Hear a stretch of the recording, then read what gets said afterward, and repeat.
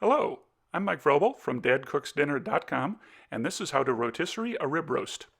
First, we need to truss the roast, tying it between each bone to hold it in a tight cylinder shape.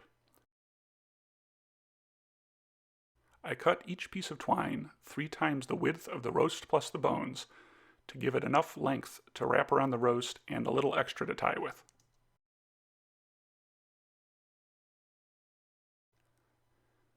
Then I truss the roast with a surgeon's knot, looping the twine over twice before pulling it tight to hold it in place while I finish off the knot.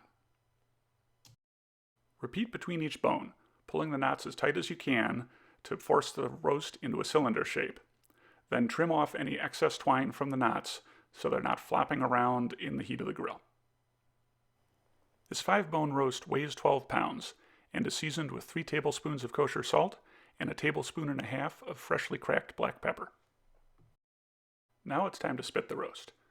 Make sure your first spit fork is attached, or you will have to do this all over again.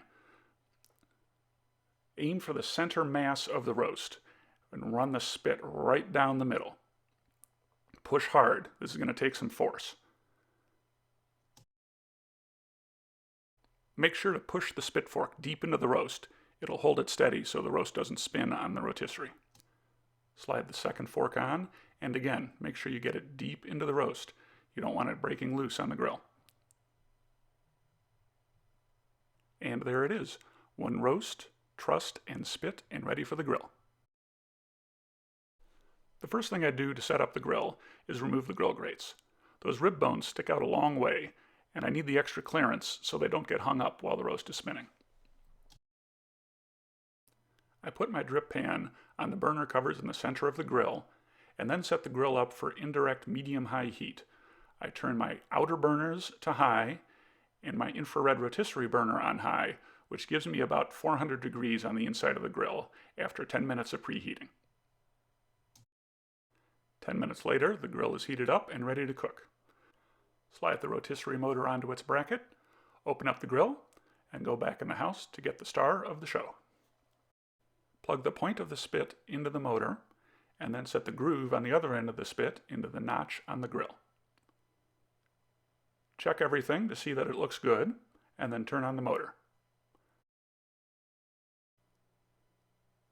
I let the roast spin at least once to make sure the bones aren't hanging up on the drip pan or the body of the grill, and to make sure everything looks like it's centered properly.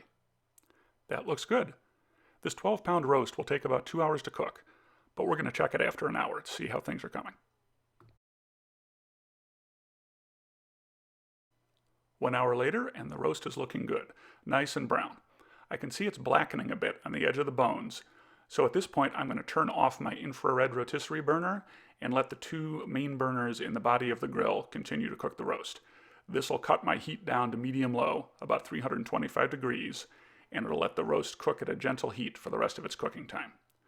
We'll check again in a half an hour, and every 10 to 15 minutes after that until we get to the final temperature.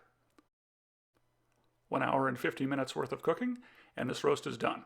125 degrees Fahrenheit, measured in the deepest part of the roast. Watch out for the spit when you measure. It'll throw off the temperature reading. Normally a roast this size, 4 bones or larger, will take 2 hours. This one ran a little quick, but that's why I start checking the temperature after an hour and a half. Now, we need to take this roast into the house and get the spit and the trussing twine off of it immediately. Be careful of the spit and the forks. They are branding iron hot. I set the spit on a couple of hot pads that I have set up nearby to let it cool down before I clean it off. Why do we have to take the twine off right away? Because that beautiful brown crust will harden as the roast cools down. If we don't take the twine off now, it will stick and pull off big pieces of that crust when we take the twine off later. I know the roast looks gorgeous, but it's still hot from the grill. We need to let it rest for 15 minutes or that heat will squeeze all the juices out when we start carving it.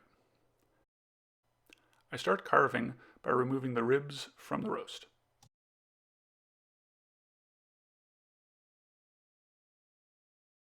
I slice along the curve of the bone until the rack of ribs comes free from the meat.